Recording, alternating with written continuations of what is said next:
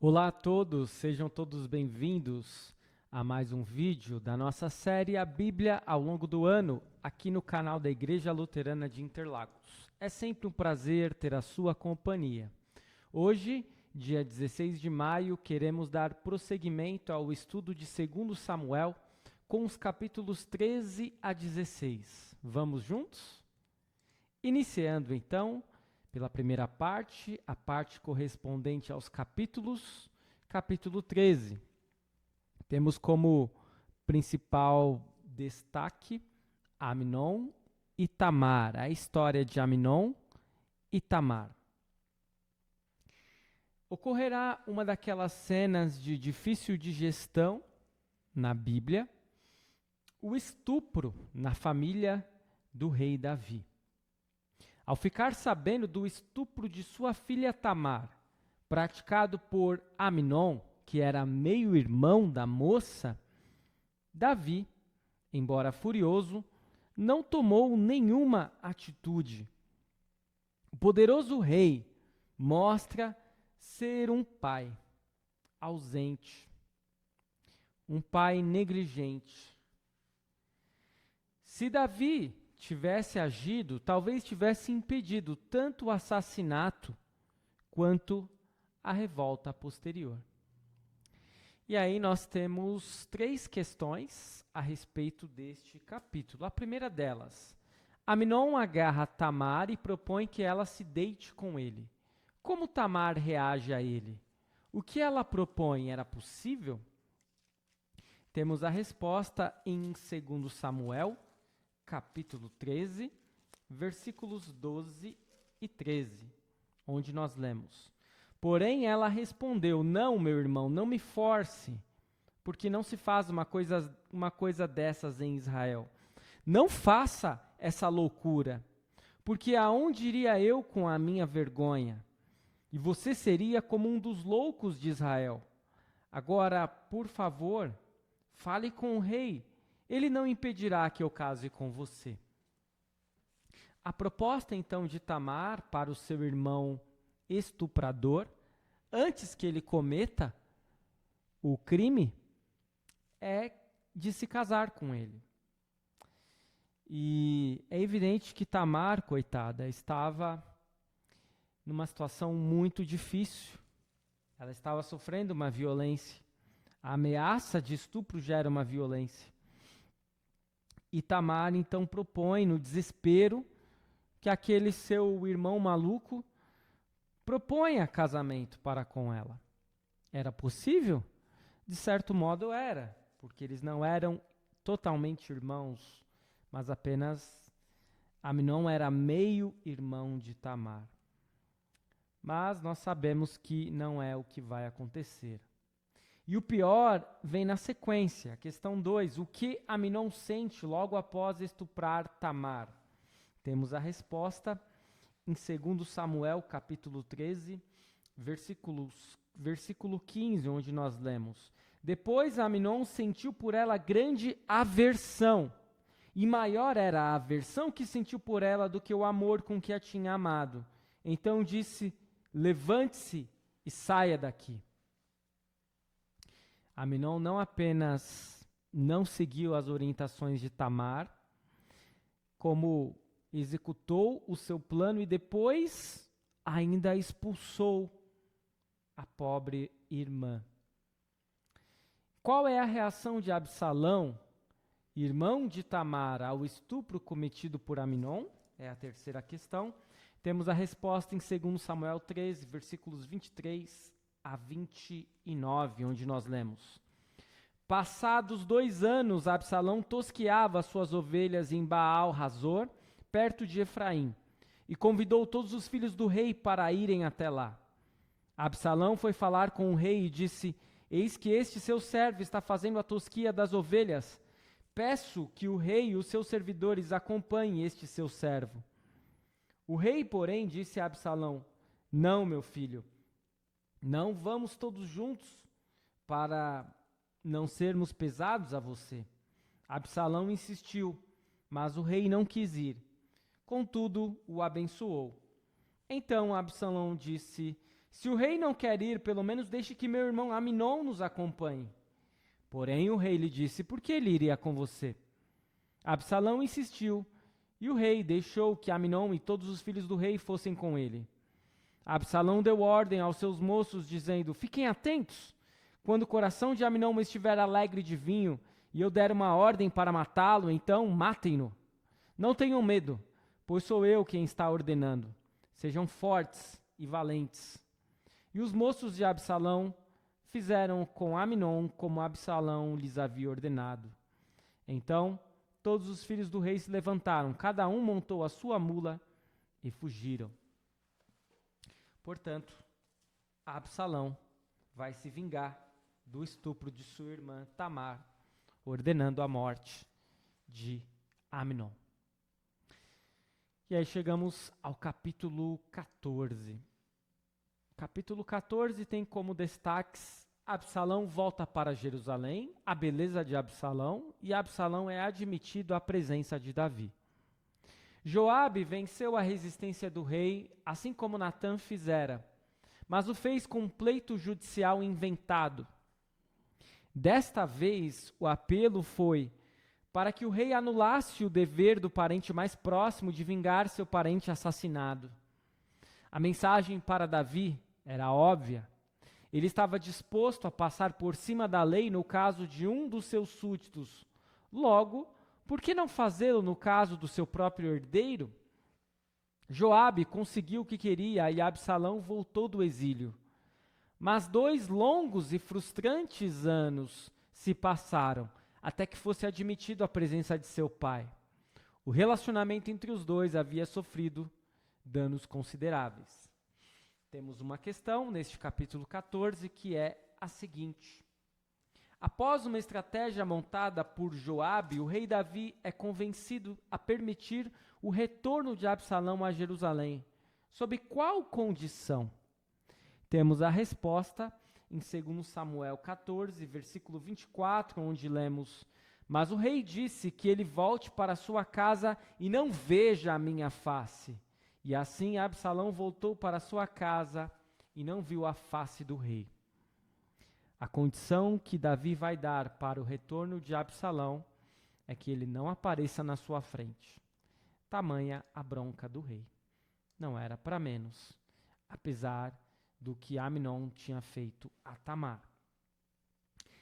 Capítulo 15 de 2 Samuel tem como principais destaques a revolta de Absalão e a fuga de Davi.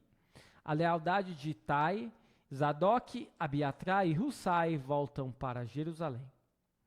Aminon havia sido assassinado. O filho de Abigail morreu. E com isso, Absalão era o próximo na linha de sucessão ao trono. Mas o herdeiro escolhido por Davi era Salomão. Durante 4 anos, Absalão arquitetou seu plano, lentamente ganhando a simpatia do povo. Quando o plano se tornou público, o desafio que isso representou para Davi foi extremamente sério. Temos 3 questões aqui no capítulo 15 de 2 Samuel. A primeira delas: qual estratégia Absalão adotou para angariar apoio para sua revolta contra Davi? Temos a resposta em 2 Samuel 15, versículos 1 a 10, onde nós lemos: depois disso, Absalão arranjou uma carruagem, cavalos e 50 homens que corressem na sua frente. Ele se levantava cedo e ficava à beira do caminho que levava ao portão da cidade. Quando passava um homem que tinha alguma demanda que devia ser submetida ao rei para julgamento, Absalão chamava a si e lhe dizia: de que cidade você é? Quando ele respondia: este seu servo é de tal tribo de Israel, Absalão lhe dizia: olhe, a sua causa é boa e justa, mas você não tem quem o ouça da parte do rei. Absalão dizia mais: quem me dera ser juiz na terra, para que viesse a mim todo homem que tivesse demanda ou questão, para que eu lhe fizesse justiça. Também, quando alguém se aproximava para inclinar-se diante dele, ele estendia as mãos, abraçava-o e o beijava. Absalão agia desta maneira com todo o Israel que vinha ao rei para pedir justiça, e assim conquistava o coração dos homens de Israel. Ao fim de 4 anos, Absalão disse ao rei: deixe-me ir a Hebrom cumprir o voto que fiz ao Senhor, porque quando estava morando em Gesur, na Síria, este seu servo fez um voto dizendo: se o Senhor me trouxer de volta a Jerusalém, prestarei culto ao Senhor. Então o rei disse: vá em paz. E Absalão levantou-se e foi para Hebrom. Absalão enviou emissários secretos por todas as tribos de Israel, dizendo: quando ouvirem o som das trombetas, digam: Absalão é rei em Hebrom.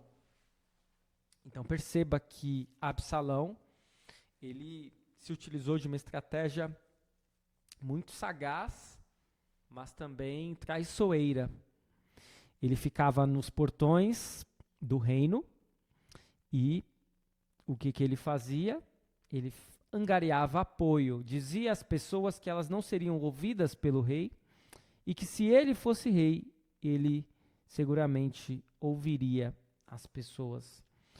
E depois ele arquitetou uma estratégia para que todos o proclamassem como rei em Hebrom.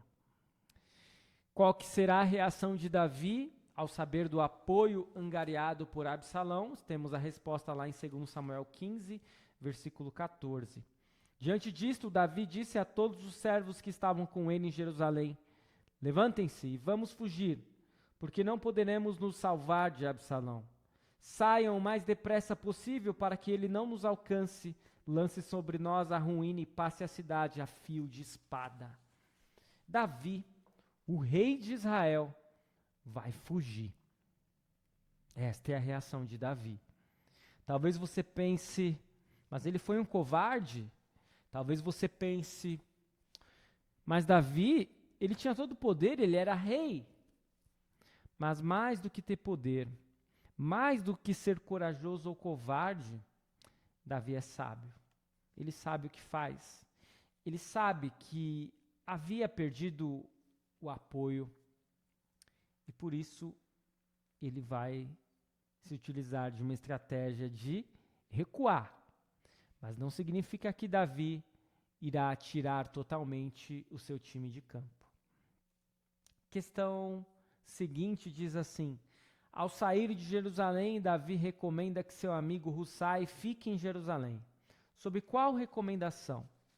Temos a resposta em 2 Samuel 15, versículos 32 a 37, onde nós lemos: quando Davi chegou ao alto do monte, onde se costuma adorar a Deus, eis que Hussai, o arquita, veio encontrar-se com ele, de manto rasgado e com terra sobre a cabeça.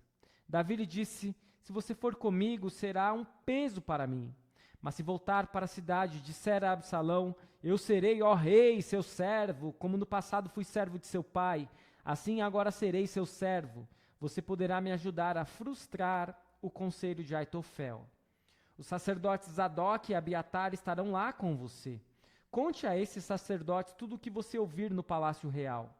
Lá estão também os filhos deles, Aimaas, filho de Zadok, e Jonatas, filho de Abiatar. Por meio deles, vocês podem me mandar notícias de todas as coisas que ouvirem. Então Hussai, amigo de Davi, foi para a cidade e Absalão entrou em Jerusalém. O que Davi faz? Como eu disse, Davi recua, mas ele não tira o time de campo. Davi organizou uma rede de espionagem. Hussai foi enviado de volta para enganar Aitofel, cujo conselho perspicaz poderia dar a vitória a Absalão. E chegamos então ao último capítulo de hoje, que é o capítulo 16, que temos como relatos de destaque Davi e Ziba, Davi amaldiçoado por Simei e Absalão em Jerusalém. Davi jamais se sentira tão desprezível. A caminho do Jordão, fugindo do seu próprio filho, como fugira de Saul, ele estava no seu pior momento. O que aconteceria em seguida dependeria de Deus. Temos agora 3 questões para observarmos. A primeira delas, por que Ziba foi ao encontro de Davi? Temos a resposta em 2 Samuel 16, versículos 1 a 4, onde lemos: Davi tinha acabado de passar o alto do Monte das Oliveiras, quando Ziba, servo de Mefibosete, veio ao encontro dele com 2 jumentos encilhados, trazendo 200 pães, 100 cachos de passas, 100 frutas de verão e um odre de vinho. O rei perguntou a Ziba: o que você pretende com isto?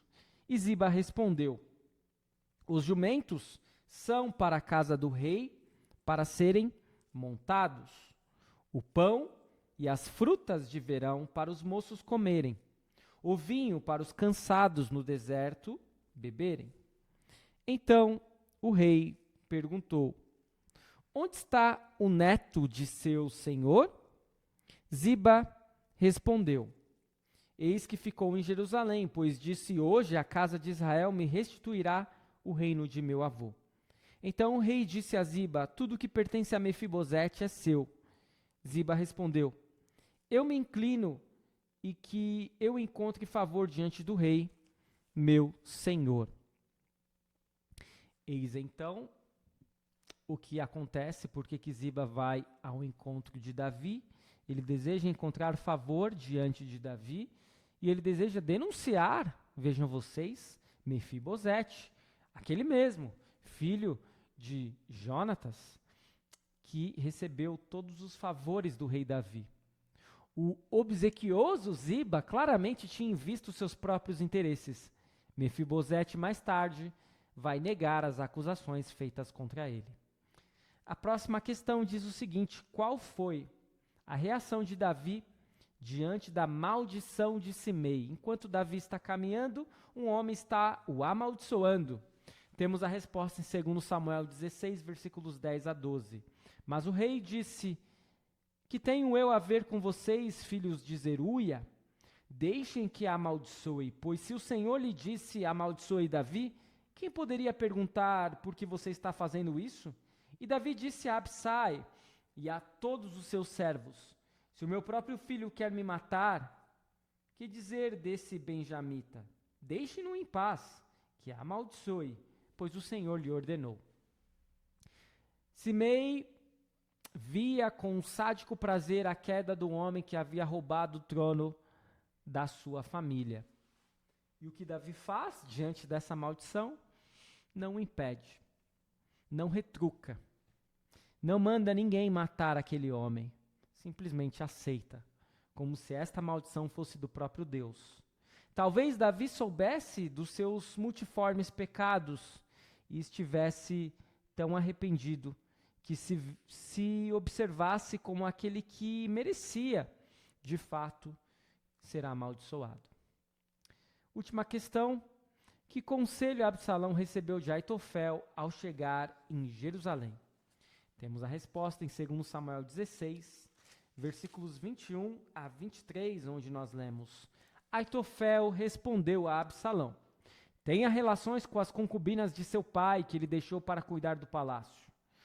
Todo o Israel ficará sabendo que você se fez odioso para com seu pai, e todos os que estão com você ficarão animados.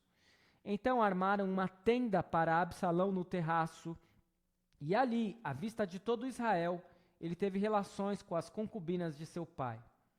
O conselho que Aitofel dava naqueles dias era como resposta de Deus a uma consulta. Tanto Davi como Absalão seguiam os conselhos de Aitofel.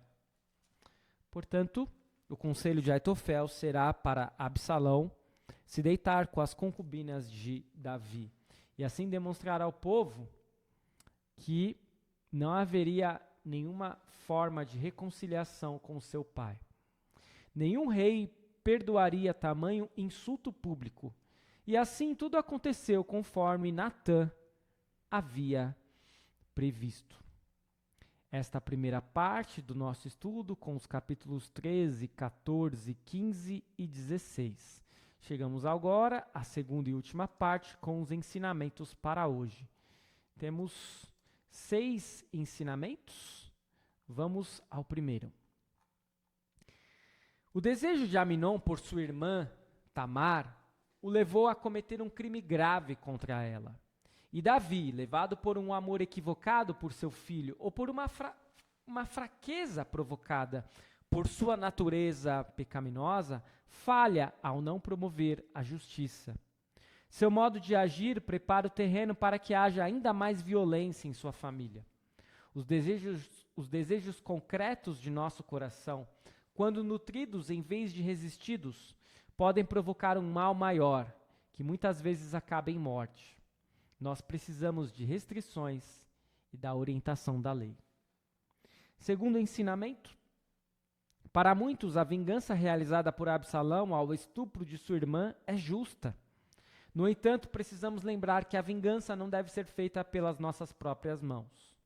Punição e disciplina são corretamente administradas por meio dos ofícios que Deus estabeleceu, paz, governo, etc. Deus confronta diretamente o nosso pecado com o seu juízo, para que então ele possa nos limpar por meio do precioso sangue do Filho de Davi, Jesus Cristo. Terceiro ensinamento. De maneira sutil, Joabe faz com que o rei mostre misericórdia em lugar de executar justiça. Davi é assim reconciliado com seu filho de forma apenas aparente. Apesar de os pais amarem seus filhos incondicionalmente, sendo eles bons ou maus, os filhos não devem se aproveitar desse amor, como Absalão fez.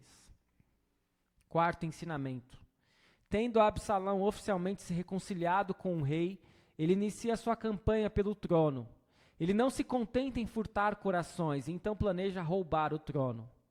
Cobiçar o que não nos foi dado por Deus e armar esquemas pecaminosos para conseguir isso para nós mesmos não nos leva à vida, mas à morte. Quinto ensinamento. Davi reconhece a maldição de Semei como justiça divina. Ele poupa Semei da morte, aceita o juízo do Senhor e entrega a si mesmo em fé à misericórdia de Deus. As maldições da lei de Deus são a justa ira e o juízo do Senhor contra o nosso pecado, que nos faz nada merecermos senão o castigo. Mesmo assim, Cristo suportou a maldição e o castigo de Deus em nosso lugar. Por causa disso, somos salvos da punição que merecemos. Sexto e último ensinamento. O pecado de Davi é pago na mesma moeda. O terrível adultério que ele cometeu com Batseba é punido pelo adultério de seu filho com o seu harém.